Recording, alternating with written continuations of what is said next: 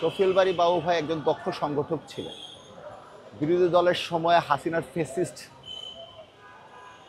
যেভাবে দমন নিপীড়ন আমাদের উপরে চালিয়েছে তা উপেক্ষা করে কিভাবে আন্দোলনকে দানা বাঁধানো যায়, কিভাবে সুসংগঠিত আন্দোলন করা যায়, ওনার নেতৃত্ব না দেখলে, গুণাবলী না দেখলে আমরা বলতে পারতাম না। 14 সালে উনি গ্রেপ্তার হয়, আন্দোলন ডিসেম্বরে 14 সালের ডিসেম্বরের দিকে উনি গ্রেপ্তার হয় আন্দোলন চলাকালীন।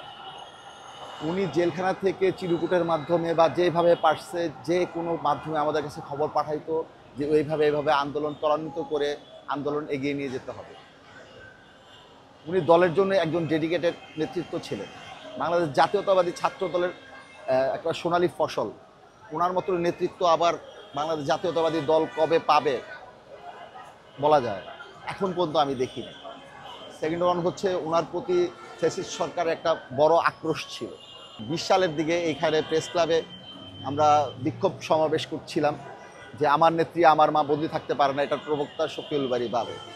এই স্লোগান উনি দিচ্ছিলেন। ওই সময় ওই প্রেস ক্লাবের ভেতর থেকে ফ্যাসিস্ট সরকারের আজ্ঞাবহ পুলিশ তাকে বন্দুকের নলের উপরে দাঁড় করিয়ে ভয় দেখিয়ে ওনাকে উনি যেন এই স্লোগান না দেয় তাও চেষ্টা করেছে, তা পারে। তারপর বন্দুকের নলের উপরে ওনাকে প্রেস ক্লাবের ভিতর থেকে ধরে নিয়ে গেছে। এহেন ন্যাক্কারজনক কর্মকাণ্ড বাংলাদেশের স্বাধীনতা উত্তর বাংলাদেশে কখনো ঘটে নাই যে প্রেস ক্লাবের ভিতর থেকে একজন নেতাকে বন্দুকের নলে করে ধরে নিয়ে যাবে। শফিউল বারী বাবু দেশনেত্রী বেগম খালেদা জিয়ার জন্য রাজনীতিক রাজপথ সুসংগঠিত করার জন্য তার জীবনের পুরোটা অংশ ত্যাগ করে গেছে। শফিউল বারী বাবুর অন্যতম গুণাবলী ছিলেন উনি গ্রুপিং রাজনীতি পছন্দ করতেন না। অনেক সময় গ্রুপের কারণে একটা যোগ্য ছেলে নেতৃত্বে আসতে পারে না, কিন্তু ওনার মধ্যে এই গুণটা ছিল যে গ্রুপের ঊর্ধ্বে উঠে যদি